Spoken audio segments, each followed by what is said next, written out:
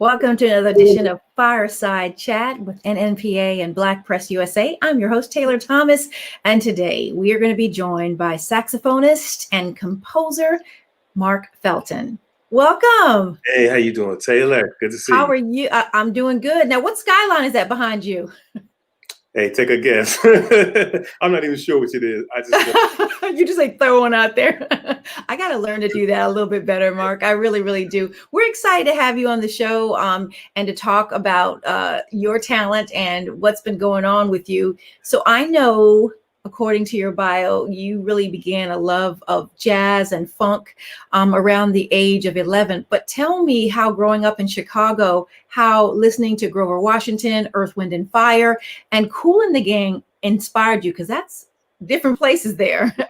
I'm a Gemini. I don't know if that means anything, but I always liked a lot of different types of things. And I was attracted to not just one type of music. I always liked a variety of stuff. So when I heard Earth, Wind and Fire, it was like, oh my God, then you heard Kool and the Gang, a little more funkier type of stuff. And then when I got attracted to the saxophone, it was after watching Kool and the Gang on television.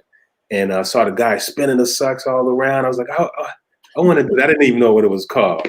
Ironically, when I went to school, they were starting the band that day. And they asked, what would you like to, anybody want to join the band? I was like, yeah, I want to join the band. And it turned out, I said, I want to play the shiny horn, the shiny thing. And he said, are you talking about this? And he showed me the saxophone. I said, yeah, that's it. And so that was my initial attraction to even picking up the saxophone. But it wasn't really based on the music at the time. I just wanted to flip the shiny thing, really. Right. Entertainment in me more than just music at first, I would think. So did you grow up with music in the house? Were your parents musically inclined? Yeah, I had an uncle who played trumpet, and and then we always had a piano in the house, but it wasn't kind of a thing where people really pushed music like that. We just kind of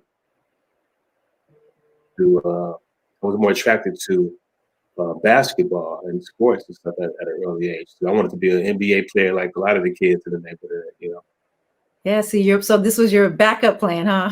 Or no, the basketball may have been your backup plan. Actually, I was going for basketball, but I wasn't getting that much time. And I was, and I got some time, made the newspaper a couple of times and all that. But music was like the thing that, okay, I want to be in entertainment, and I know I can do this. And I just started gravitating even more toward the music. But I'm not going to lie to you and say, hey, when I was one of those kids that just had music 24/7 in my house, and it was 24/7 where I was just always thinking. I wasn't even like that. I was just very diverse, looking for a lot of things at the time.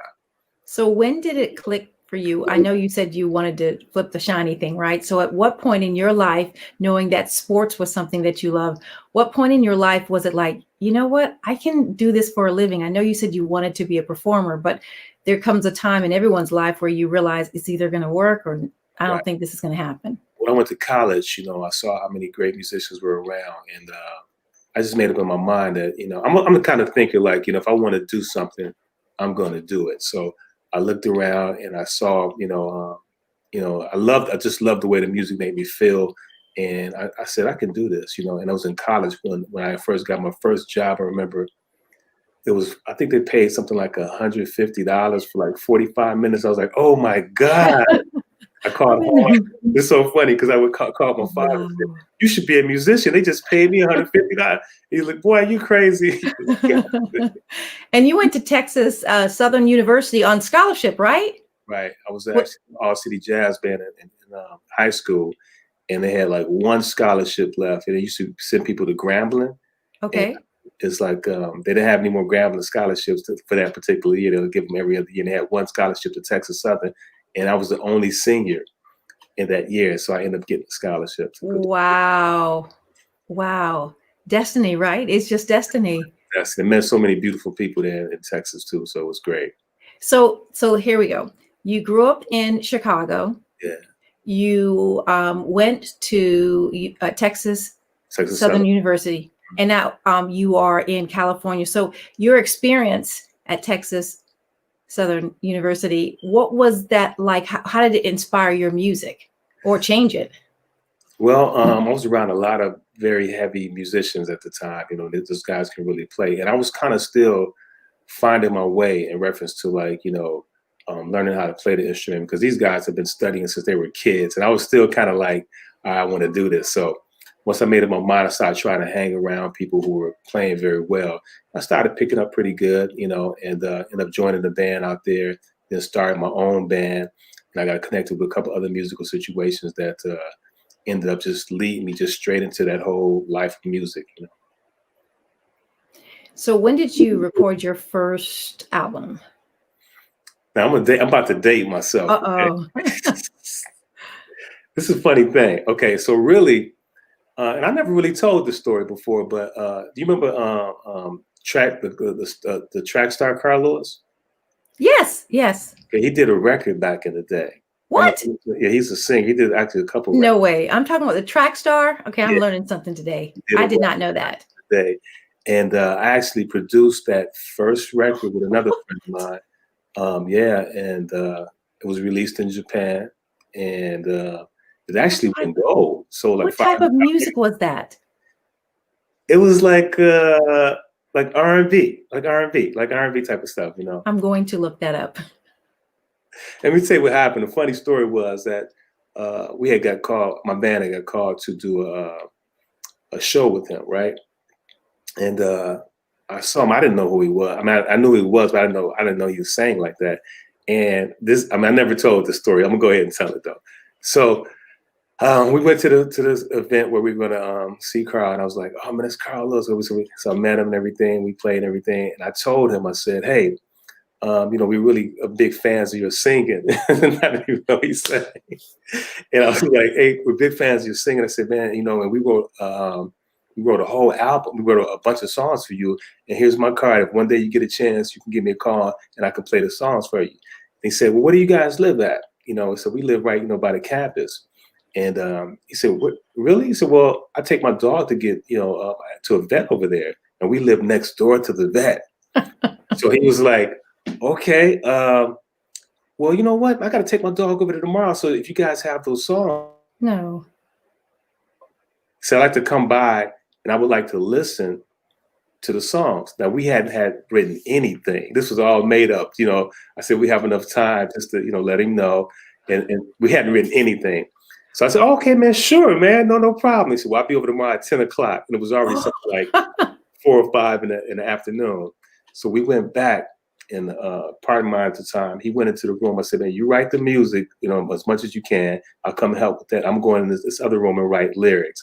We wrote 10 songs that night. What? 10 songs, and then we came the next day, and Carl, we played the stuff for him. He said, "I love it." So he showed up. We played it. He loved it, and then next, about 3 or 4 days later, we were in the studio cutting the record. It was crazy. So let me say this to you. So you're in college. So obviously, Carl Lewis was honest with you. He could have taken that and just done it on his own, right? And not even had you guys a part of it. We were like we were too involved with it. We had wrote every song. So we on the published. Wow. So, and he liked the songs, and he really wanted to do it. And he was really super, super big in Japan. He ended up taking us to Japan, and I remember going. So we went into one of his photo sessions because they announced the band over in Japan, and I've never seen that many photographers. It was like 1,000 photographers. We were blinded by the light. It was incredible. Wow. And how old were you then? Okay.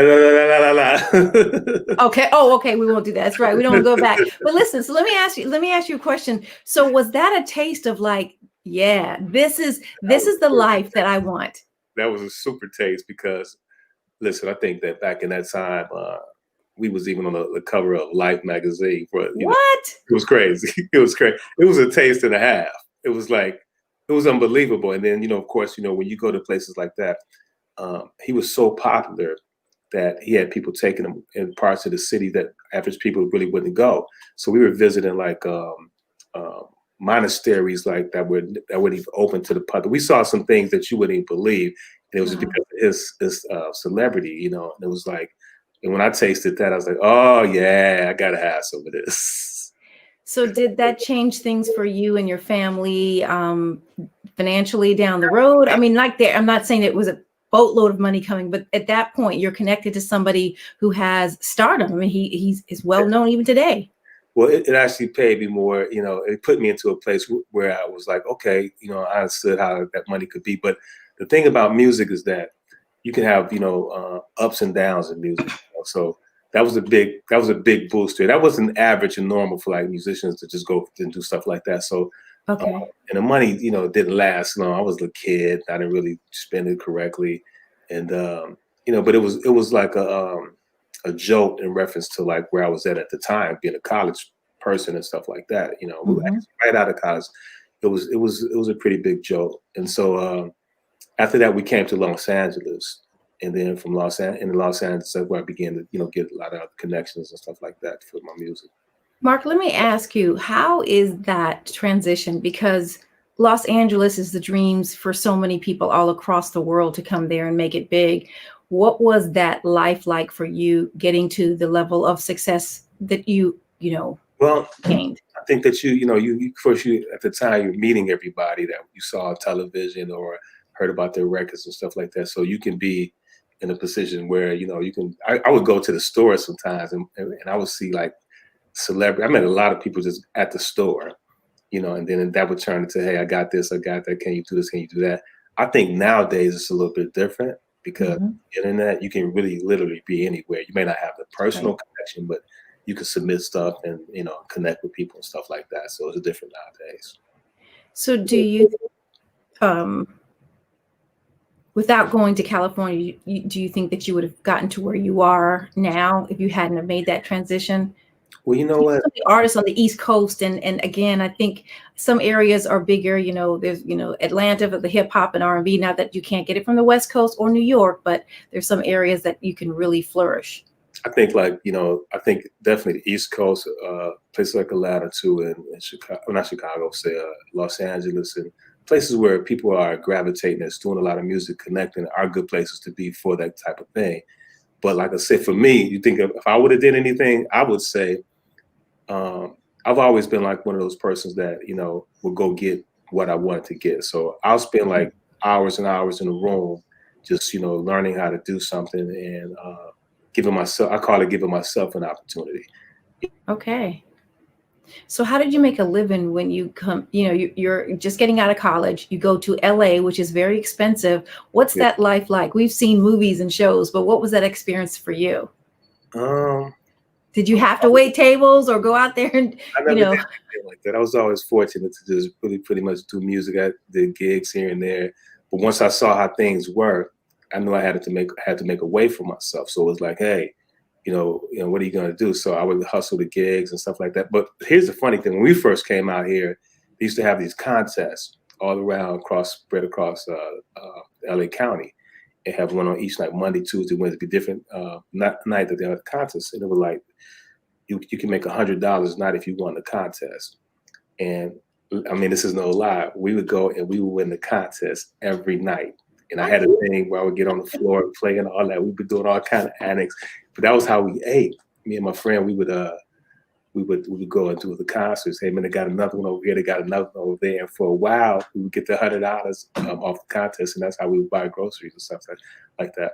And we but stayed. what about the bill for you? Okay, because I've heard stories, you know, from models to actors and singers going there, you know, a group of them getting an apartment because it's not inexpensive. It's, you know, in LA. So how did you make that work? Well, actually, we had a friend. We were staying with his aunt.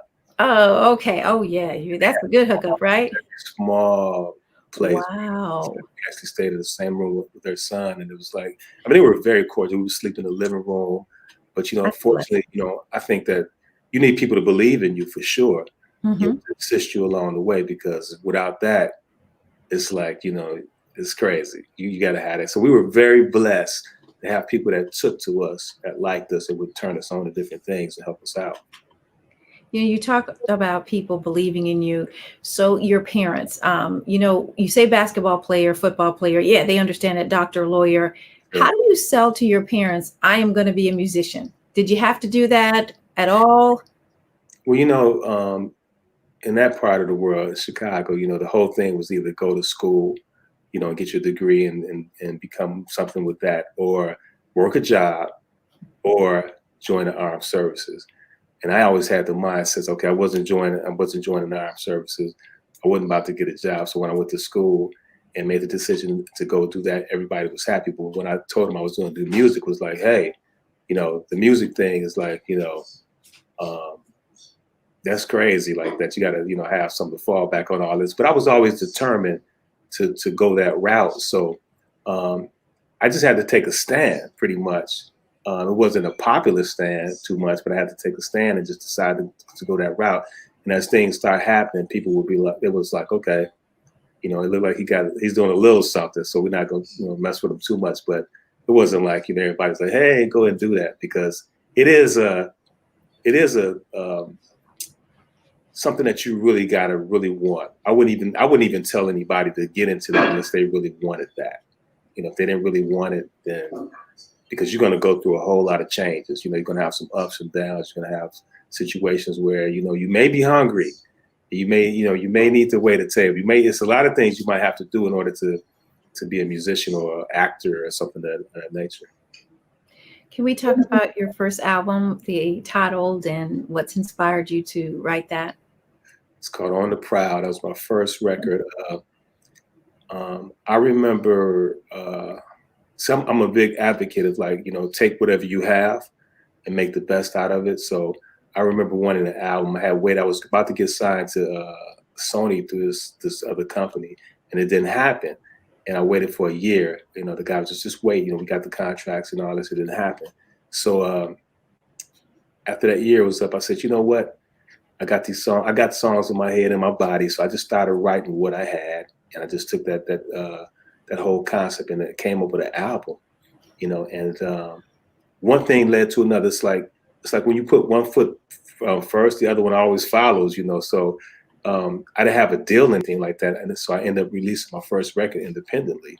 You know, okay, wow.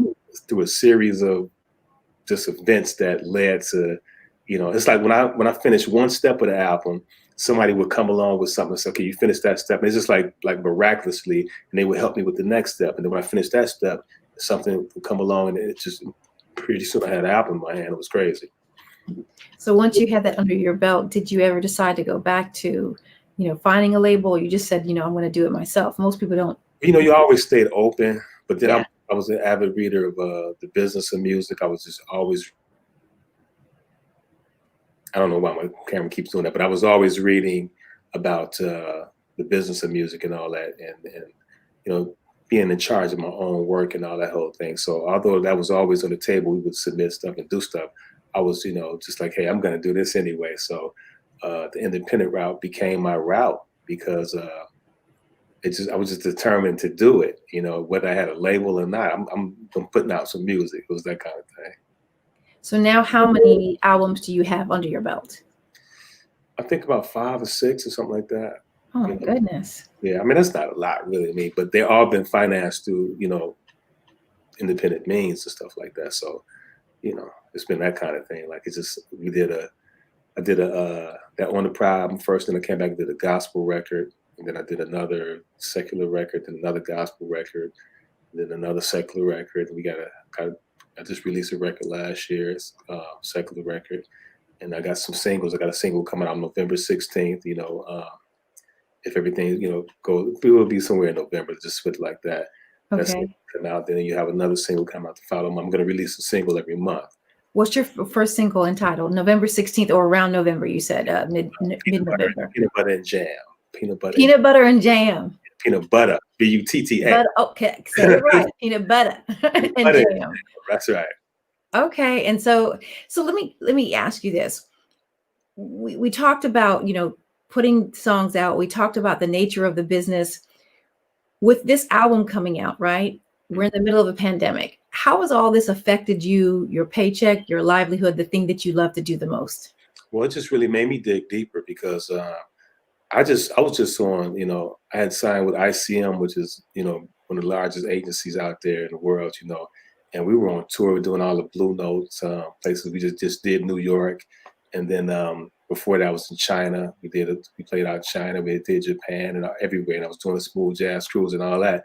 And then just one day, it just seemed like I got a call and everything was shut down in one day. Just making a little bit of money to making zero money, right? But because I had the experience I had in the past, it just made me dig deeper to call upon some of those things that I used when I was first coming through the game. It's like, okay, get in there and do what you know how to do, and just use your creativity, you know, to bring forth whatever gifts, you know, whatever hidden gems that you have in you, and just start developing those things and get those ready to come out. Matter of fact, I'm gonna tell you a little secret I wasn't gonna tell anybody. Okay. Yes, yes, yes. All Just ears. here. So I got a new book coming out. So I just wrote a book too. Oh, okay. What is this entitled? You know, I'm gonna keep that a secret though. Okay. Okay. Okay. It's a 300-page novel. Let's put it like that. And I did finish that during the pandemic. So Are you serious? So you kept doing your music. You decided to write this book that's going to be coming out anytime. it's my third book, I think it is. Something like that. Yeah. Wait a minute. So what was book number one? I don't have that. I don't have that information. That information. I think the book number one, when I first did the book, was called.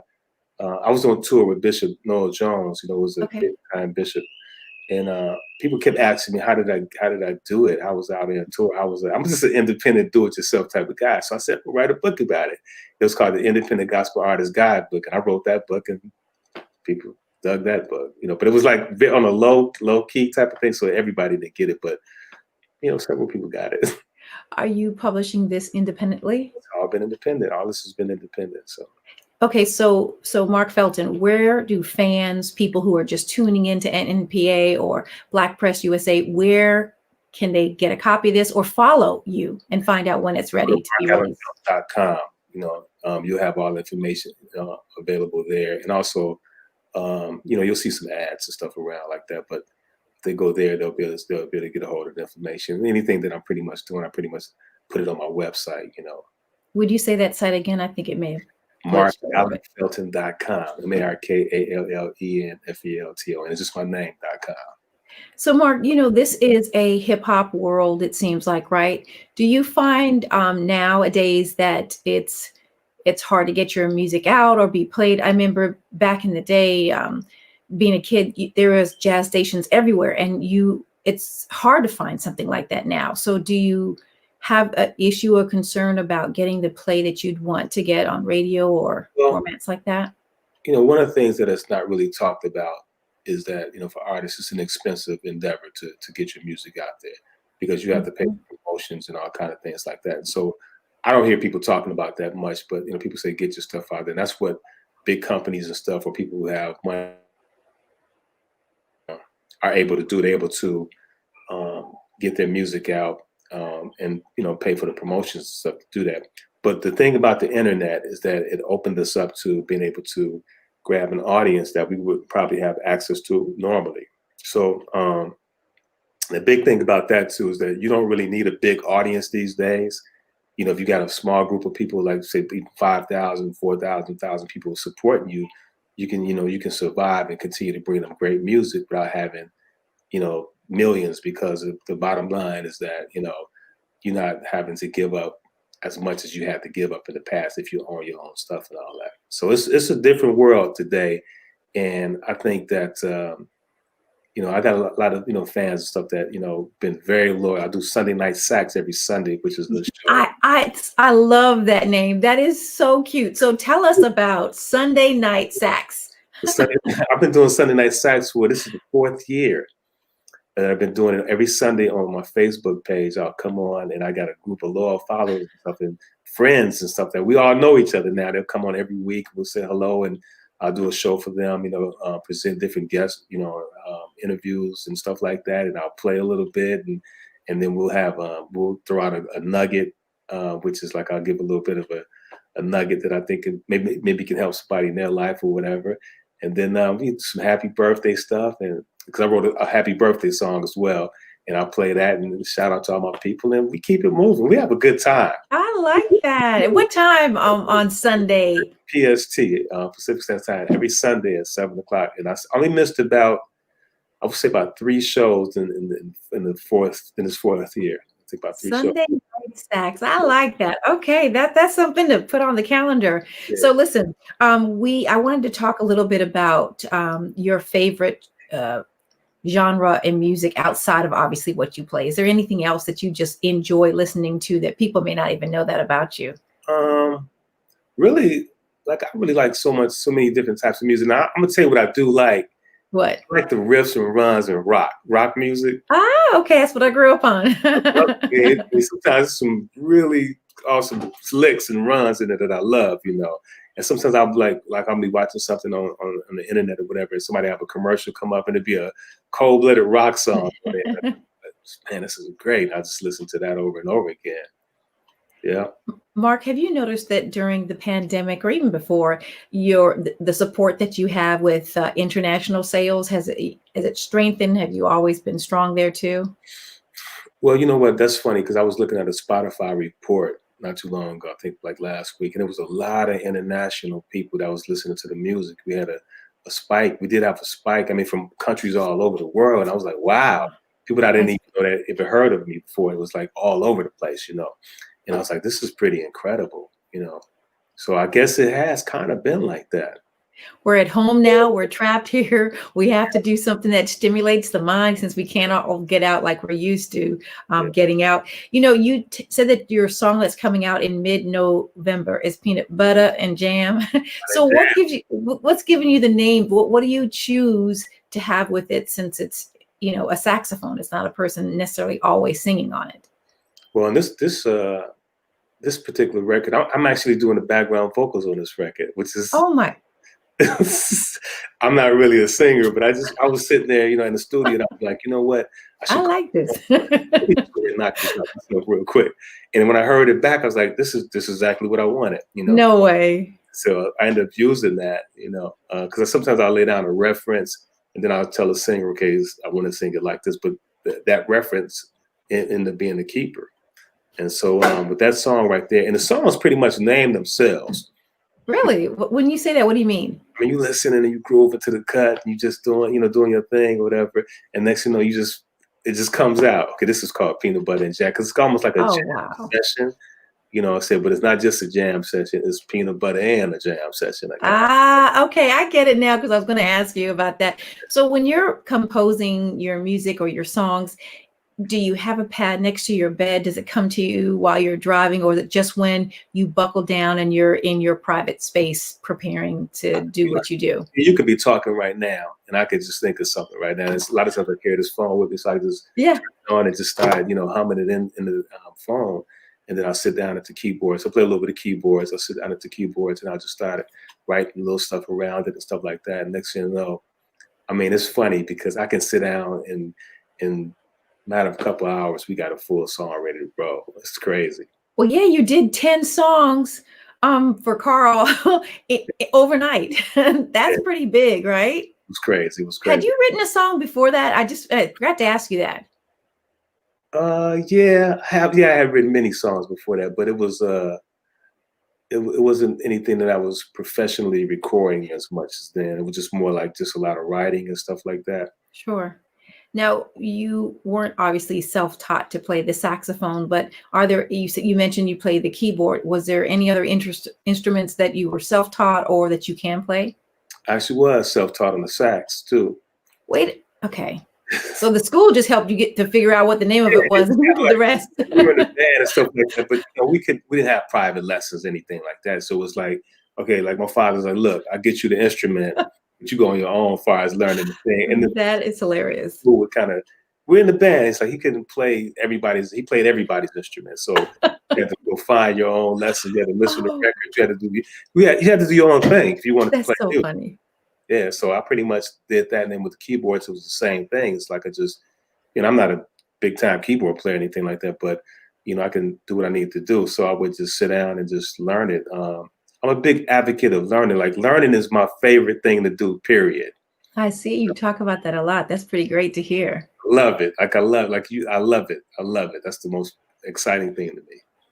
Is there an instrument that you might be interested in taking up now that you have so much free time with everybody under this pandemic? Well, I don't really have a lot of free time because, like I said, with the book and all that stuff, like I do the behind the scenes things as well. So far as marketing and stuff, I really had struck a very high interest in marketing and things like that. So I made sure I took courses on that and courses on everything that I want to learn about. So I'm really I'm more busier now probably than I was playing in some regards, because of it's just so much to learn and expand upon, and I actually love it. Like I'm a computer nerd, so I love this stuff, it's great. So it sounds like even when you were younger, moving from Texas Southern University, going to California, LA to be exact, Yeah. you seem to have somehow organize and maintain your money well. I mean, because you're talking about now in the middle of a pandemic of, I'm being more creative, and sometimes being creative doesn't mean it's paying the bills. So it seems like you had a good money sense. Where did that come from? Well, it's like I think as a musician, when you keep yourself at a place where you don't have to require a lot to take care of what you need to take care of, then that helps out, because a lot of times I think we can overspend and just, and do things that we really can't afford and that we don't really need to be doing, so I don't require a whole lot, I think a lot of people realize that as well in the pandemic. I'm going to tell you, I've Yeah. learned how to cook a lot better. Yeah, we don't really need as much as we really think we need, so Yes. I think if we can hold our expenses and stuff down and really use the stuff that we need to use and leave the rest of all of the flamboyancy and all the craziness away, you can be all right. I love it. You're listening now to Mark Felton. He's saxophonist and composer on the West Coast now, but he was from Chicago. So, Mark, would you walk us through a typical day in the life of Mark Felton? And right now I'm going to say the pandemic version, because I'm sure the other version before we were under this stay at home as much as you can ordinance kind of thing. I'm sure you were out and about. So what time do you get up on average? About 5:30 in the morning. Okay. Wow. All right. 6 o'clock, I'm on the computer or something like that. I try to, I'll maybe check some emails or something like that or whatever and see what's going on first, just to make sure anything happened overnight or whatever.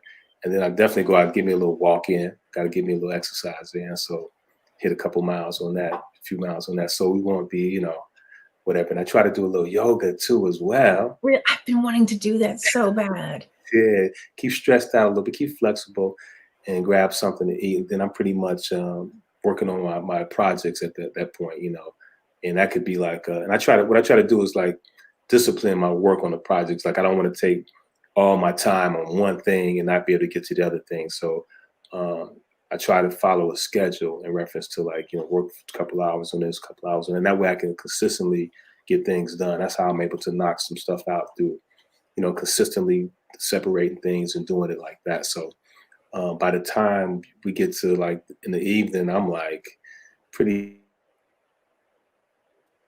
fatigued, and I would pretty much probably maybe watch a little bit of a movie, some a little relaxation. Sometimes I may, chat on the phone a little bit here and there, and occasionally I might see somebody around or whatever, hang out or something like that. But the pandemic had kind of slowed that up a lot. I haven't really been out with people because we don't know what's going on with all this stuff right here. So, but my day is pretty much chock full of, because once you create something, then you got to polish it.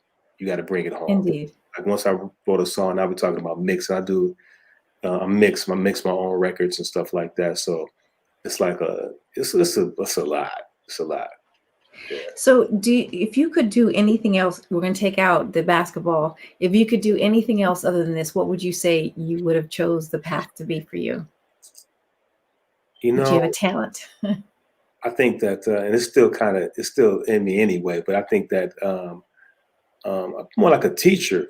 I don't know if like a conventional teacher, but it would have been like a motivator or something of that nature. I do some motivation speaking sometime, but it would be probably more consistent because I like to share that information like to people that, if you go after something, it's not necessarily that you have to be super talented over the top. You just got to be consistent in what you're doing, and you probably can achieve what it is that you desire to achieve, And I think that I'm an example of that in a lot of ways because, I wasn't handed everything or nothing like that, or woke up and all of a sudden, we just jamming and nothing like that. It's like, I think kind of what made me do what I do is the desire and then the understanding of knowledge. When they say knowledge is the key, that really is true. It opens a door. So I think that's what studying that became a favorite pastime of mine, because when I knew things about things, it allowed me to go places that I wouldn't be able to go. So I would try to tell people that, hey man, you gotta learn about what you're trying to do, and you have much more of an opportunity to achieve that. And I really believe that. Now, you said being a teacher, not the conventional way, but is there any desire, or do you see down the road possibly looking for talent that you can help get out there and expose I've them to the world? always been open to, to that type of vibration where, um, I'm an open book when it comes to that. Like, people call me a lot of times, like, how do you do this? How do you do that? How do you do this? And I let them know, it's not an easy route, but if you're willing to put some work in and you're willing to learn, you can do things. And a lot of people benefited from that, and I've just been open about it. It's like some people get whatever they're doing and they'll go to their own corner. This is mine. But I feel like, hey, look, we ain't taking nothing with us, so we might as well share. Everybody needs everybody. So people share with me. I'm thankful for the people that have shared with me, and I'm more than open and more gladly to share with other people. So, Mark, so since I know that you said your life is, you still stay busy even though we're in the pandemic. So, are you a TV watcher? Are you glued to the TV other than right now watching the outcome of the presidential elections, or any favorite housewives? Maybe not that show, but I'm just saying, any reality shows. Every once in a while, a Netflix series will grab me, and I have to watch the whole thing. Oh, that's so good. And you know what? You seem like the person, just from what I'm hearing here, that you might go through the whole season like in 1 or 2 days. Like, I gotta know the You already know it. Oh, see, I knew it. You were like, I'm not waiting. I need to know the ending right now. Right now, so I'll grab a couple of series here and there, and I'll check out. I just got to watching, what's that, Lovecraft something on What is that? HBO. Forgot the last name. It's Lovecraft something. With that actress, Journey Smollett, and some other people. Oh, yes. Now, I heard about it. I haven't seen it. And you know what's interesting? I've been watching Netflix as well. And every show I seem to select are British shows, which is where I grew up, but I didn't know it from the trailer. So right. I've been watching a couple of those. It's been kind of fun. I mean, this it's good. It's been some good stuff on there, so I will gravitate and pretty much, check out some stuff, So what can we expect from you in the future? I know that you have something coming out in November. Are there any other projects that you're working on that you can talk to us about? You just told us that you'll have a single dropping sometime mid-November. Then you said a couple of weeks or a month later, you're going to have another single coming out. And then you have your book coming out, which you have not told us the title or when that's going to happen, but you did tell us first. You're the first people to hear that, for sure. That's pretty much been because I'm an independent company, and I outsource things sometimes, but that's pretty much a big deal right there. That's a lot of work, just Sure. a thing going on. Actually, I already know what the second single is going to be. It's called Dip It. Wait, I'm sorry. Say it again. It's called Dip It Low. That'll be the second single. We're already mastering that thing. So that'll come out, in December, whatever, too. So, and then probably January, I think the book February. The book probably come out in February. Lovecraft Country. Lovecraft, yeah. I enjoyed that, actually. Okay, it's kind of weird, but it's cool. How do you put out, if you're not a big production house, you're independently owned, how do you go and put your music out into the universe, and obviously that you get compensated for it? You have this is your living. How does that work? You have like companies that will do digital distribution. They'll put the formats out there, so you can, go through those companies, and they'll make sure that it gets to everybody. And then you have to promote it, because everything's about promotion. People don't hear about you, they don't know about you, then nothing happens. So you promote the record pretty much. So you all do all that independently. And then if you register with like BMI, ASCAP, or one of those, you have to register those people, make sure that, if you get any royalties coming your way, you can get that, as well as Sound Exchange is another one that the musicians should check out to register to work with. And the aggregate company like a CD Baby or a TuneCore or something like that, they'll make sure that you get their royalties from what they collect as well. So are you getting any love from, I'm not sure, again, I'm in the Washington, D.C. market. Are you getting any love or new plays from jazz radio stations? Is it more in the South? Is it the Midwest? it just seems, are you hearing or getting a pull of where people are demanding your music as far as being played on the radio? It's kind of spread out, you know.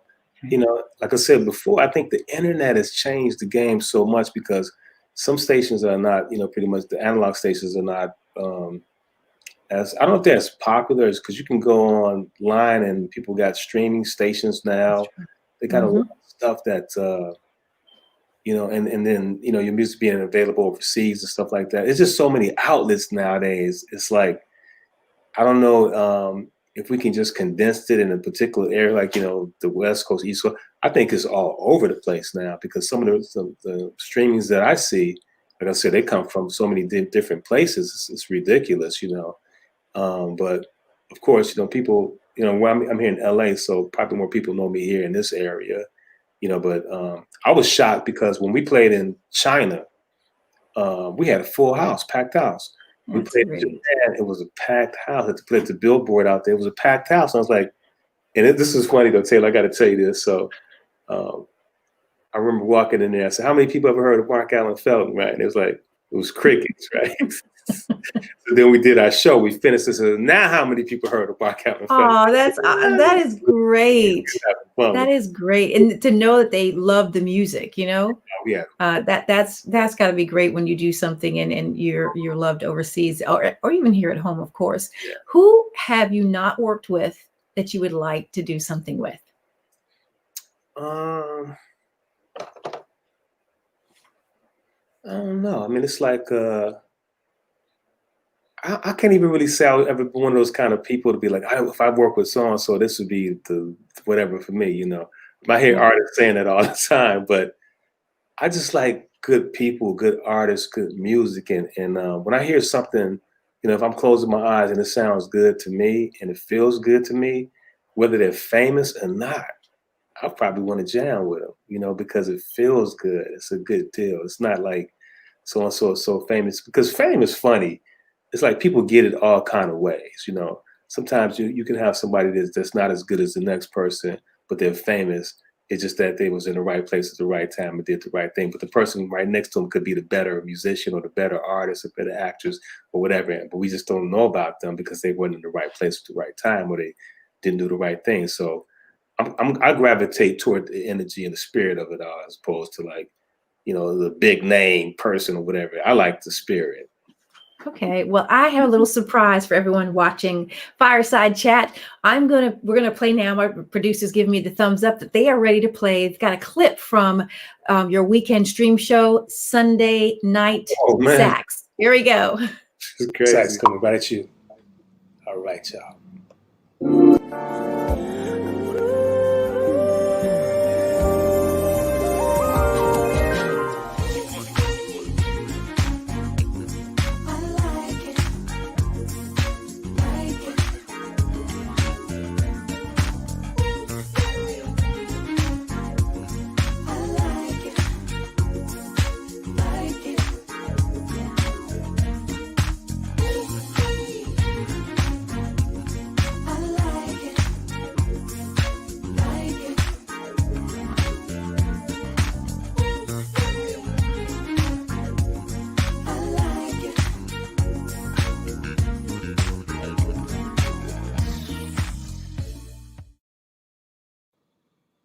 What's up, y'all? Welcome to another episode of Sunday Night Sax on this beautiful 8/30/2020. This is your host, Mark Allen Felton, here every Sunday from 7 to about 7:30, 7 PST, Pacific Standard Time. So be sure to check it out every week. We're back again with another episode.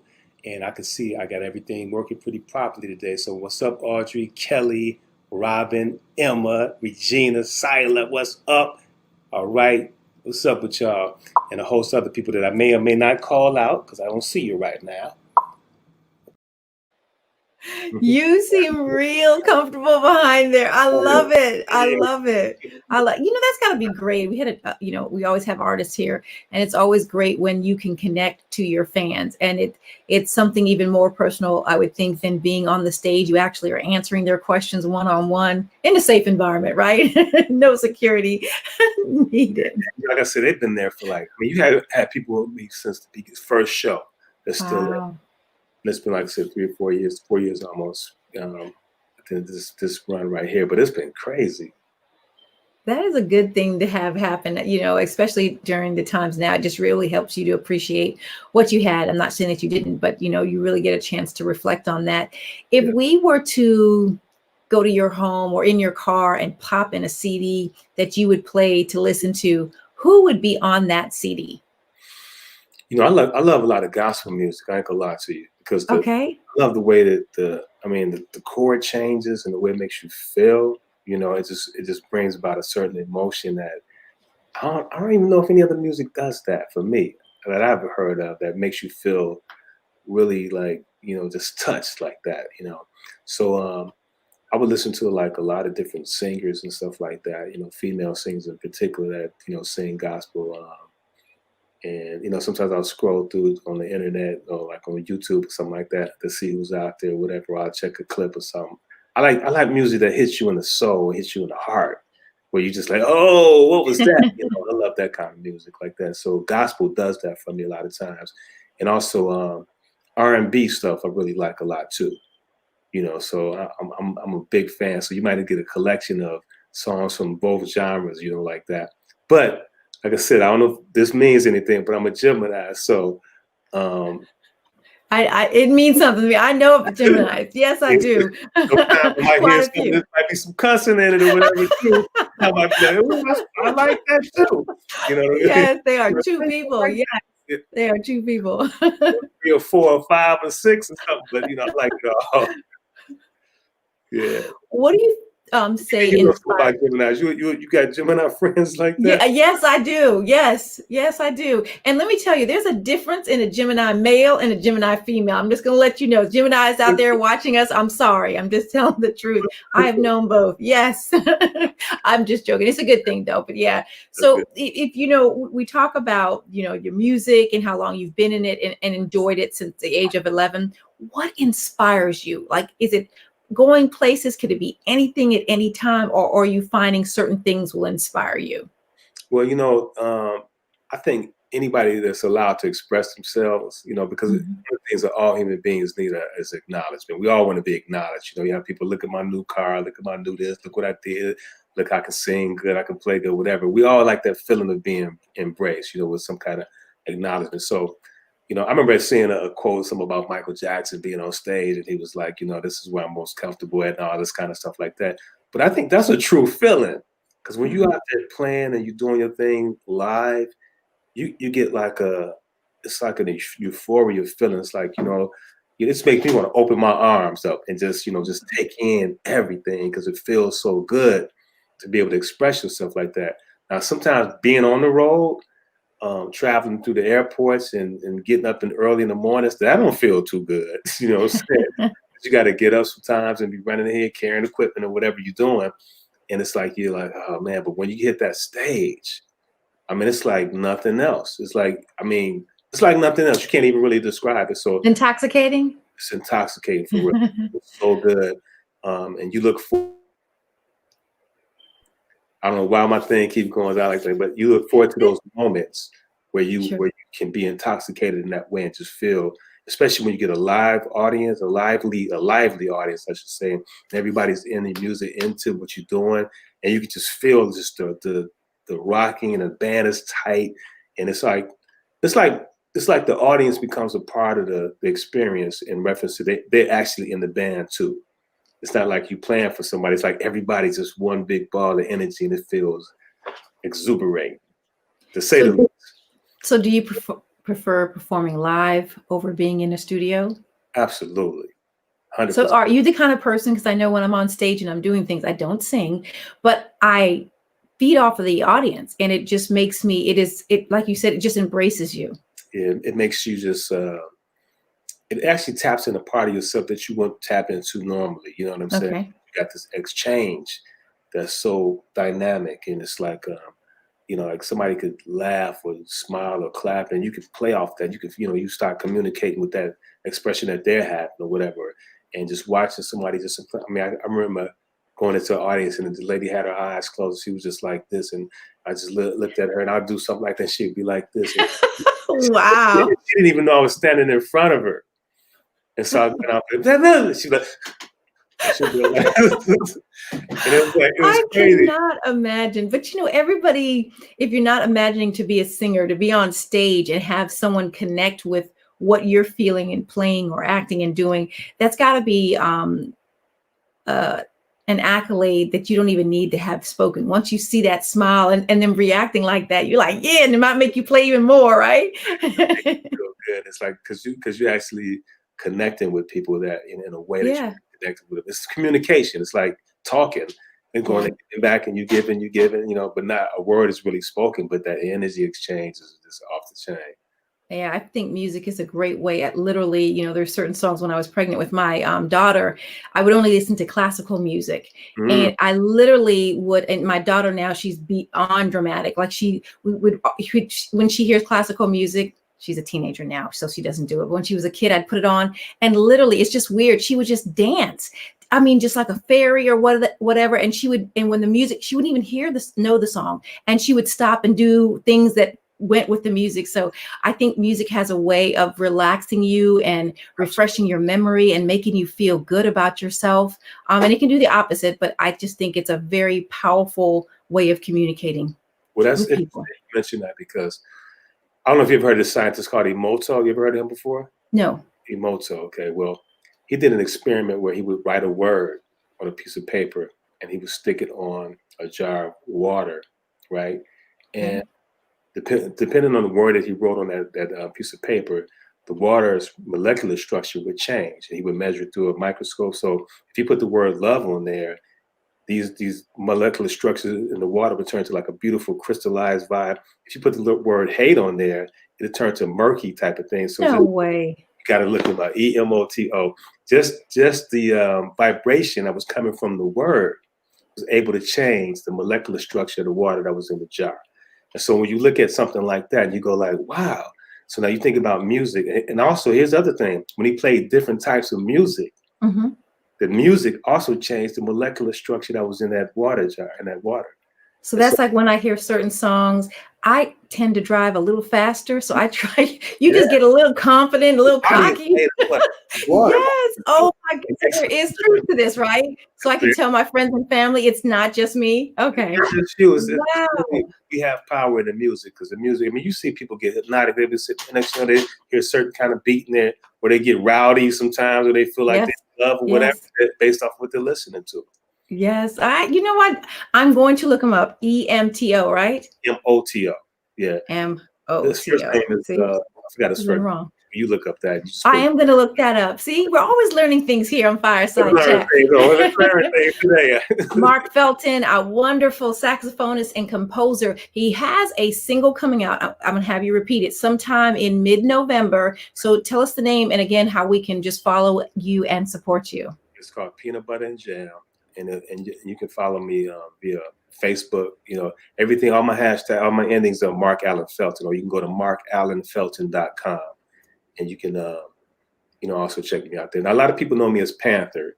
That was I saw that. So I'm sorry. We have time. Can you tell me what that means? Panther. A lot of things come to mind. I think I'm going to let you go. Tell me what Panther means, why they call you Panther. Well, really quick, I'll tell you when I was. You've got time. When I was playing, I would always move a certain kind of way when I play. And so one of my friends, actually, I was at a place one day, and this guy said, "Hey man, can I talk to you for a minute?"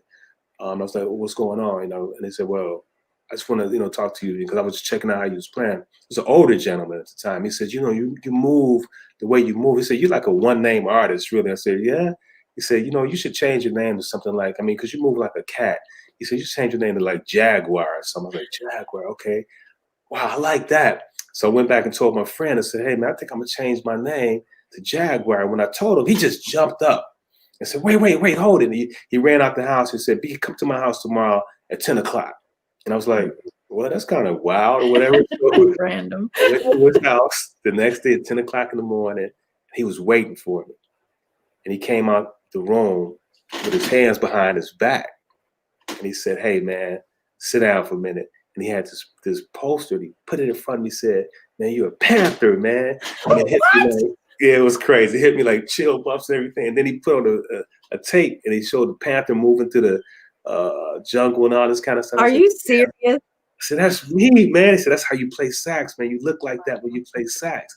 And so Wow. then that's how I got the name Panther. Then once I started using it, everybody, that's all they would call me. Some people didn't even know Mark Allen Felton. What? I love that. It's so funny because one time a guy came to me one time. He was like, "It's like, hey man, you know what? It's somebody you really need to meet." I was like, "What are you talking about?" He said, "Man, I swear to God, you look just like this guy. I haven't seen him in years, man.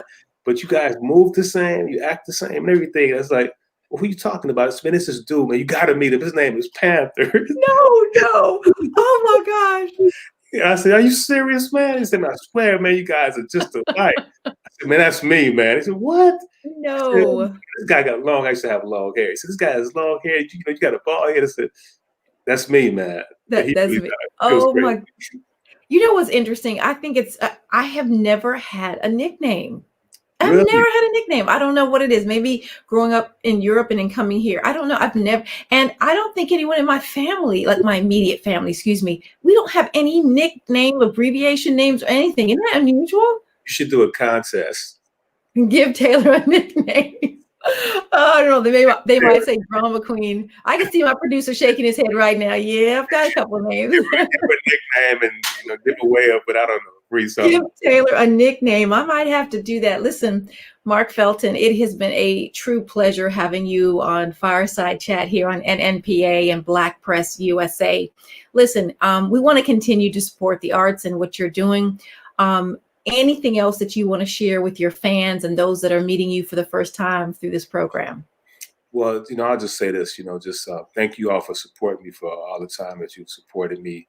And also, whatever it is that you're trying to do, just keep going at it, keep learning, keep growing. Don't take anything for granted, no days for granted, no people for granted. Keep going. And also, I want to thank you all for having me on the show. I mean, it's been great. It's been great talking with you. I'm glad you understand Gemini. I do. And look, I'm getting some messages on my phone saying, yes, Geminis. So Right. I'm not alone. I was in Gemini's, right?